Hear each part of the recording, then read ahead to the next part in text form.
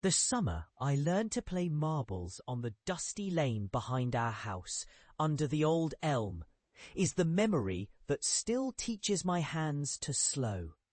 The day began with the sun arriving late through the leaves, a soft breath of heat that made the air feel thick, like a blanket laid over the world. Cicadas rattled the hedges with their small, patient noise, and away at the farm the tractor coughed and then settled into a rhythm that sounded almost like a heartbeat. The lane itself wore a sheen of light, a river of dust that shimmered when you blinked, and in that light every small thing seemed larger. The chalk line I pressed into the gravel, the smoothness of a marble I tucked into my palm, the way the straw mat of the old elm's shade could still be cooler than the air around it. We were a circle of children, bare-coned and sun-warmed, faces brown from playing tag and stealing the occasional lick of a lemon popsicle from Mrs. Chen's stand at the corner. Our rules were simple and sacred. You stood behind the drawn line, you shot.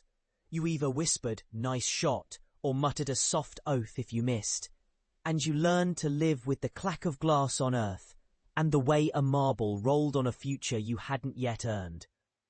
The game was marbles, the kind with transparent skins and tiny stars of colour caught inside, some with the pale swirl of old glass that the shop sold in the back of the cupboard, where my mother kept her ribbon spools and a tin box of secrets. My favourite was a red one, almost too bright, and it climbed the light until it looked like a coin that belonged in one of those old penny banks that never failed to make a child's hand feel suddenly accountable to something bigger than supper. We laid out a circle in the dust, a circle that held the world to the thickness of a moment, and we chose a shooter, always a little smaller than... I was the slow one then, at least in my own eyes. I watched first, hands open, learning the geometry of a throw by osmosis. The way the marble's weight shifted as if it could whisper a plan to the ground. The way the line of chalk seemed to lean toward luck. The way the laughter of the others could both buoy and scatter a thought at once. May, with her bright hair and the way she could tilt her head and know exactly how to angle a shot. Tommy with the chipped tooth who never minded being laughed at as long as he could make the circle ring with a good cheer, and the boy with the sore elbow who swore he could shoot better when the air was hot. We were a little orchestra of ordinary summers. The memory that comes back most often is not the shot that won or lost, but a moment in between. We had settled into a rhythm, a few easy throws, a few brave attempts, the steady murmur of encouragements and the occasional playful taunt.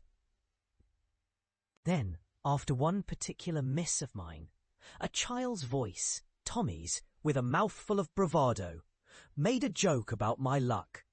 Something about luck being as thin as the chalk line and just as easy to wipe away.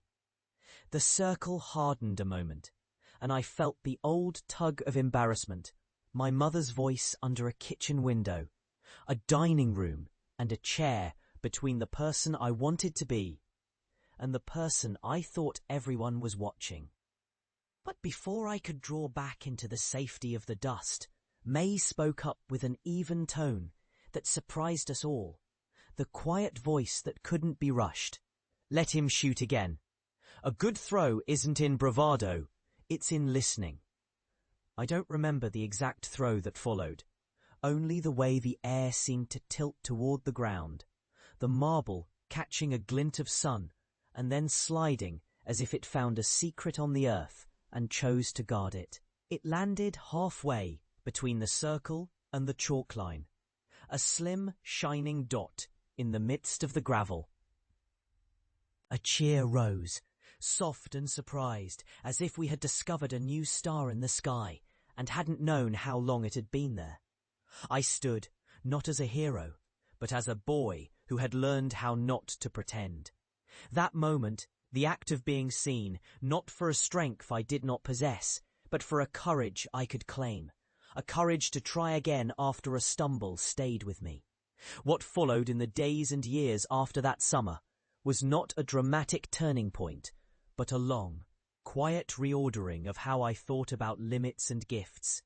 I learned to measure a victory not by how far a marble travelled, but by how much someone else smiled when they saw it land. I learned that the circle we made on the ground wasn't just chalk and dust, but a small covenant. We would play honestly, we would applaud kindly, we would leave a game better than we found it. The lane itself, chalk, dust, glass, laughter felt like a classroom open to whoever needed a lesson in gentleness. I began to understand that a single moment of presence can outlast a dozen clever tricks, that the warmth of an afternoon could outgrow the heat in the air if you kept your heart still enough to notice it.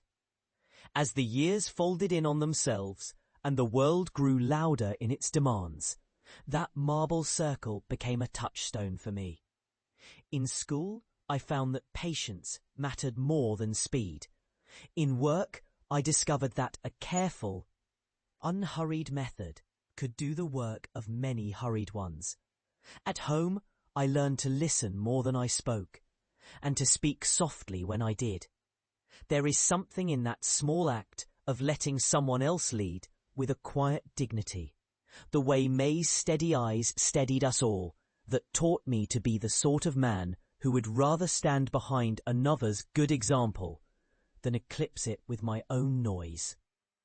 If a life could be traced by a thread, that thread would be the sound of a dozen marbles rattling in a tin, the soft thud when one fell, the small smile that followed, a reminder that human hearts are more generous than they appear when we're busy proving something to ourselves. In the years since, I've stood at the edge of many rooms, watched people discover their own ways to play their part in the world. Some days the outcomes felt decisive, some days not at all, but the memory of that dusty lane, the way the light pooled in the shallow circle, the way May's quiet insistence on mercy echoed in my ribs, keeps returning to remind me to keep the game honest, to protect the gentleness that allows others to find their shot, and to cheer them when they do. I've told the story of that day to grandchildren who pull at the cuffs of my sleeves, who want to know how a simple morning of a game could carry all the way into the kind of life I lived.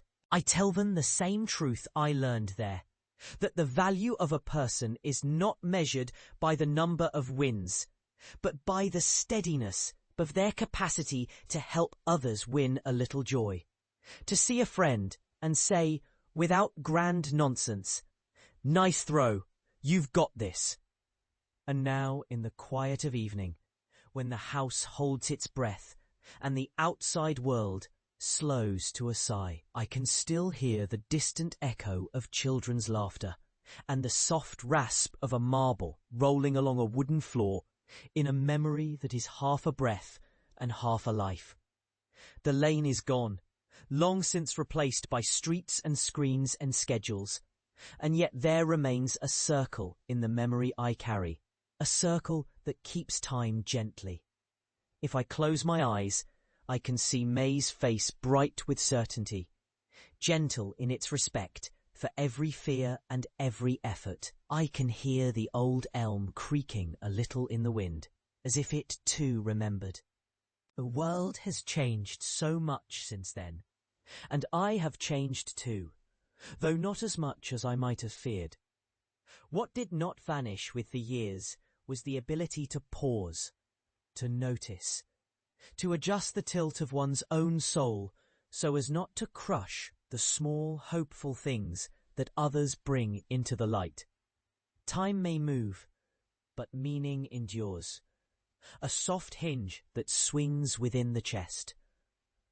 The memory of that summer taught me how to hold a moment carefully, how to let it teach rather than boast, and how to carry its quiet instruction into every room I enter. It showed me that happiness is not a thunderclap, but a kind, patient glow, like the sun finding its way through the elm's leaves, like the moment a marble lands in the exact spot you hoped for, not because you forced it, but because you listened long enough to hear where it wanted to be. And so I am grateful for that old lane and the day I learned to listen, not just to the sound of glass on gravel, but to the sound of a friend offering grace, to the breath of a summer that never truly ends if you keep it in your pocket where it can be found again.